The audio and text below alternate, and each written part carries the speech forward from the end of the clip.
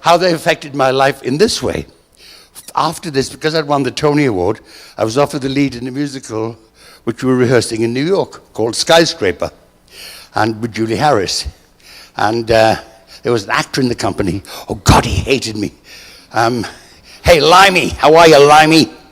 Every time I came into rehearsals, good morning, Limey. I won't tell you his name, Dick O'Neill. And I saw him on Murder, She Wrote the other afternoon, so he's still around. Hey, Limey, who are you, Limey? I never heard of you, Limey. Why are you working on Broadway, Limey? Oh, it's dreadful. So one day I said, look, Dick, this is ridiculous. I tell you what, I said, one day I'll take you to lunch and I'll tell you the story of my life. He said, yeah, sure. Who is he? Who ever heard of him? Okay, go on. So anyway, I came out of the hotel. It was the Algonquin Hotel. I came out of the hotel and there was the placard that said, Beatles arrived today in New York. I think this is the day to take Dick O'Neill to lunch. Because all the Beatle fans would be roaming Manhattan looking for signs of where they might be staying. And they'd spot me because they'd seen the film about dozens of times. They'd spot me and they'd follow me thinking I might lead them to where the Beatles were staying. Well, of course, I knew that. Dick O'Neill did not know that. And don't ever tell him, okay? Because we came out of the stage door to go to lunch, and as we were walking along, hadn't gone about half a block, and there was some girls went, Victor Spinette. That's it, Victor Spinette. And then suddenly there's more, Victor Spinette. And now we're being chased down the street, Victor Spinette. We're running like this, and Dick O'Neill says, Christ, does this happen to you? I said, yeah, all the time, wherever I go. It was great. So we went into Sardi's, the restaurant that was opposite the Broadhurst Theatre where we play. And we went into the restaurant and Vincent Sardi, hey, Mr. Spinette, welcome back. Your usual table. Very impressive, right? We sit down, we're ordering the meal, and suddenly the waiter turns up with a note on a plate. And the note said, dear Mr. Spinette, I'm having lunch in this restaurant with my wife. She'd rather sit with you than with me. May we join you? Yours, hopefully, Henry Fonda. I'd never met the man in my life. And I said, of course. Well, of course, Henry Fonda's wife was a Beatle fan. Tell me, what are they like? Well, George Plump the Pillars, John Seagull, Schweinhund. And so we are sitting there, and suddenly a policeman comes in. There are Victor Spinette in here? I said, yeah. He said, look, we got big problems. Mr. Fonda, sorry, the guests have to leave. We got big problems. The whole block is jammed outside with your screaming fans. What had happened was the rumor had gone round that the Beatles were having lunch in Sardi's. That was enough then to stop the traffic in West 44th. Policemen on horseback, like this, riding by, with getting us into this cab. Beating us beating the kids with rolled up cardboard. They put in the cab. The kids swarm on the taxi. We love you, Victor. Oh, yes, we do. I'm in the cab with Dick O'Neill, who thought that nobody had ever heard of me, right? We're in this cab. I said, Jesus Christ. And then I had to hold him up. His legs are gone. So we get out of the cab. We're now running down to the stage door. And as we get to the stage door, a lady comes by.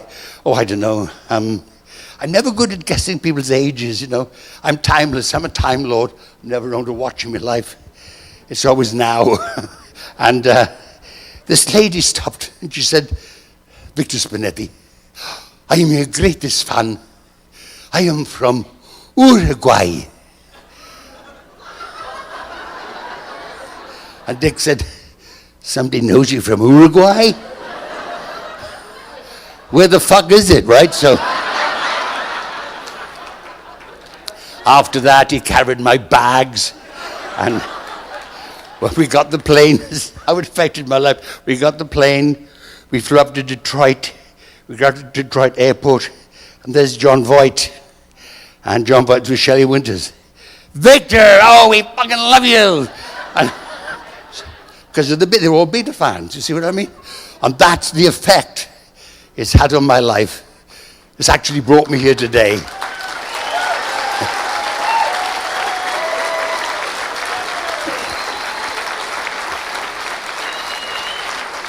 You know, the power of these lads is just extraordinary. I say is because it is. It's now. And going to specifics, John, I worked on a play with John. We wrote a play together based on his books in his own right and Spinette in the works. And we're sitting in my flat then in London, and it was cold. It was late November. And John said, "Hey, Vic, let's go somewhere warm." I thought you meant another room. We ended up in Africa. I said, "When did we go?" He said, "Well, now." I said, "Now?" I said, "I got to pack." He said, "No, you don't have to take anything." He said, "We'll just go." So I'm a Virgoan, you know what I mean? I have my toilet bag, my little bits, little pills and things in case I get cold. So we get in the car. That night, get in the car, we drive to the airport. We get to Casablanca.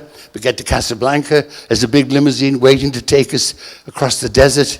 And John turned to me and said, "Hey, Vic, you got any money on you?" I said, "No, about a fiver." He said, "That's okay." He said, "Won't need any money." He said, "Nobody will know who I am here. It'll be great." So we got out of the car, and ladies in the Ashmacks went by and went, yeah. We couldn't move, and there was an invitation to go to this party that the Gettys were giving in Morocco. We got to go. Said, "Vic, but be careful. They eat a lot of hashish here, right? And you're not used to it, okay?" I said, "Right." So we go to this party, and there are these people walking around. There's long white robes with gold bowls. And in the golden bowls, it looked like mincemeat. You put in mince pies. I love my food, as you can tell. And mince pies. So I had some. Oh, that's lovely. Excuse me, I'll have some more of that. Thank you very much. Oh my God, that's marvelous. I'll have some more of that. And then suddenly, I was into Islamic design.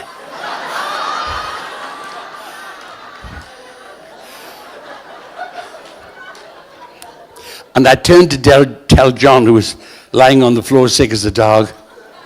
So I helped him, got him back, had my thermometer with me, my toilet bag, took his temperature. "You got flu." So I gave him this. "What do you have here for flu powders?" What's the name of it?